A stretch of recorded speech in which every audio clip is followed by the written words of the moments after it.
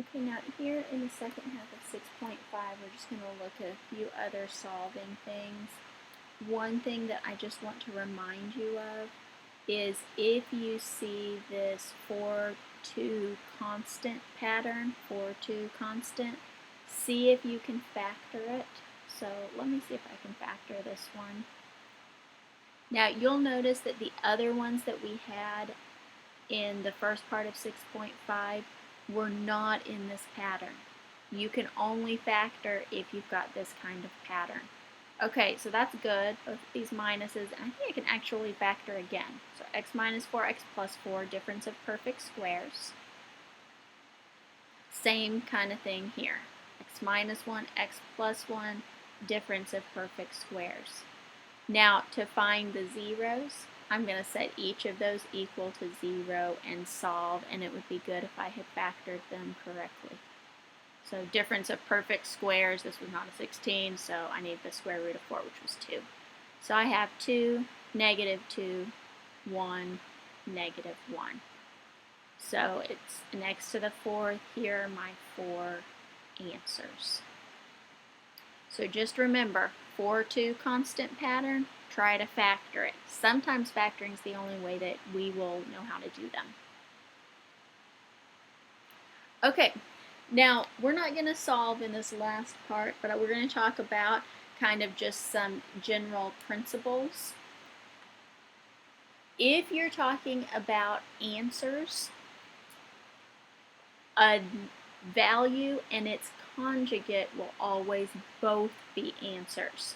So here's just a reminder, if you've got 2 plus root 5, the conjugate of 2 plus root 5 is 2 minus root 5. If this is an answer, so will this one be. Okay, now if 3 plus 2i is an answer, its conjugate will also be an answer. And what's the conjugate?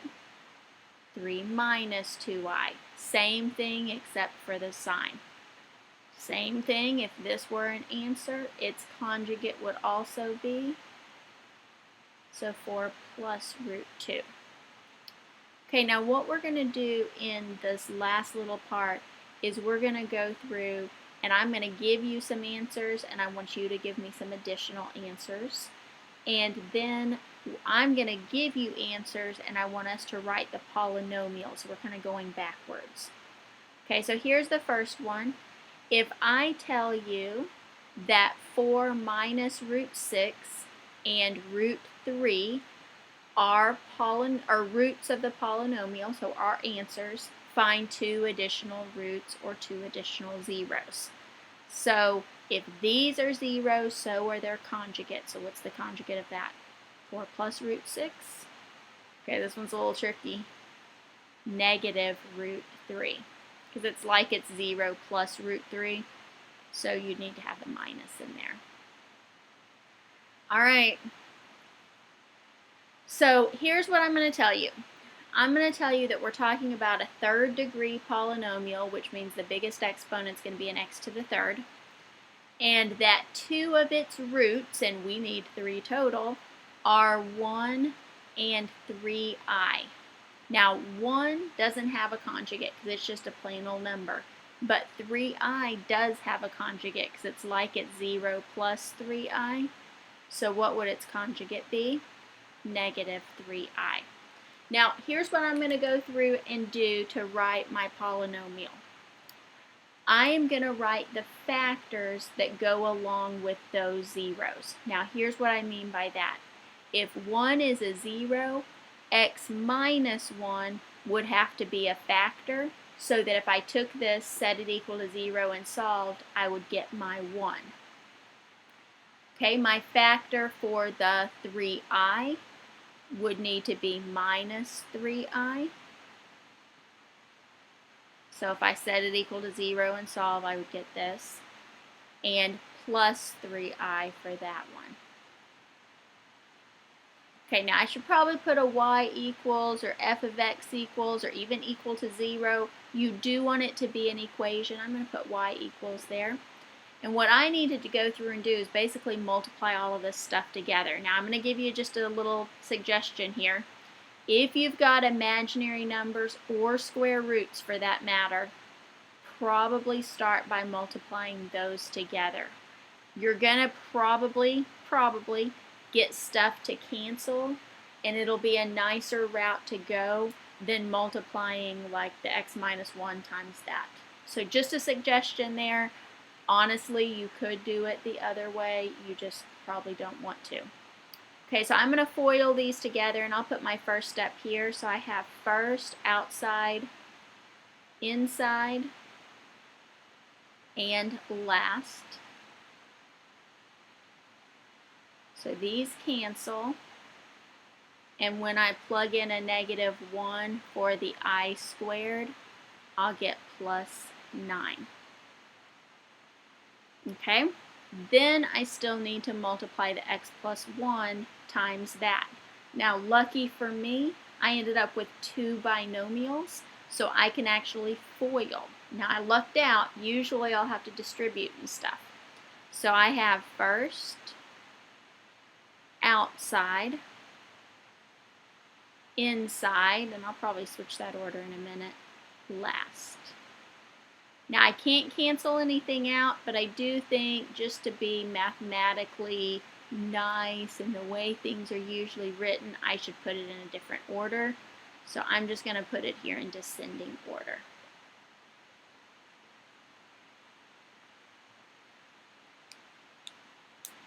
Okay, and we're just going to look at one more of these. This is your kind of pain to multiply out one. In fact, it took up more room than I had allotted on my little notes. I had to put half of it on a sticky note. So write small here. Okay, so you want a 4th degree polynomial. So x to the 4th is the biggest exponent. There are going to be 4 factors. And here are 2 of the roots. So let's go ahead and get our other 2 by doing the conjugates.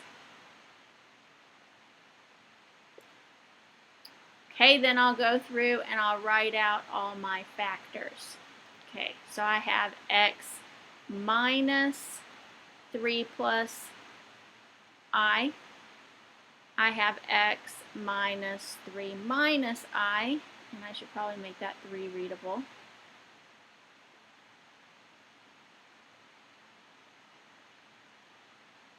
And then I have x plus 2I and x minus 2I. Okay, now I think I know where most of my work is going to be. I think most of my work is going to be right here. This just pretty much straight up looks like it's going to be a pain in the rear. So I'm going to just expect that, but I'm going to multiply those 2 together, and I'm going to multiply these 2 together. So as I go through and I multiply here, I'm just going to distribute out my negatives. I'll go ahead and leave this in blue. I'm going to go ahead and distribute out my negatives.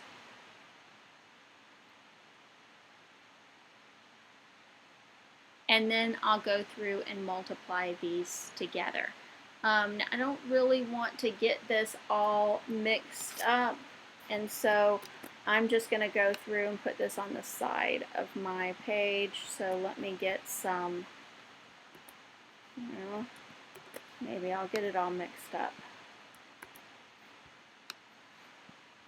Okay, so I guess I'm just going to write it in the way. So I'm going to go through and I'm going to FOIL these together, and I really have to distribute. So I have first, next, next. Okay, with the 3, I have minus 3x. I'm going to line these up wherever I can. Plus 9 minus 3I. Okay, I have minus ix. Okay, that's nice. Plus 3I. Okay, that's nice. And I probably should have put that one actually in its next column. Okay, minus plus 3I minus I squared. Okay, now let's see what happens here. We get some canceling to happen there and there. So I have x squared minus 6x, okay, fine, plus 9, and then that is negative 1, so plus 1. So total here, I have x squared minus 6x plus 10. Okay, so let's come up here and get this part. So I'm going to FOIL, so I have first, outside, inside, last. Okay, so those cancel, and this is a plus 4, so I have x squared plus 4. So I'll bring that down here, x squared plus 4. Okay, so I'm just going to take this value right here, and I tried to screenshot a minute ago and didn't do so well, but I'm going to just take that value right there and bring it over to this next slide so that I have room. Now what I need to go through and do is I need to go through and get these multiplied together. Now just because I like to do it this way, I'm going to distribute out that x squared back to the longer one. So I have x to the 4th minus 6x to the 3rd plus 10x squared. Okay, and then I'm going to do the same thing with the 4. So I have 4x squared minus 24x plus 40. Now this is great. That's the only combining like terms that I'm going to be able to do. Now here's what I want y'all to notice as I am writing all of this down. I don't think this process is really that hard, but it can be fairly monotonous. You might have a lot of multiplying you need to do and that kind of thing. So just be careful on that. Give yourself enough time. Don't try to rush. I always make mistakes because I'm talking and writing at the same time. Take time so that you don't make any of the little careless mistakes because the problems are going to be a little bit long. Alright, so this is the second part of 6.5.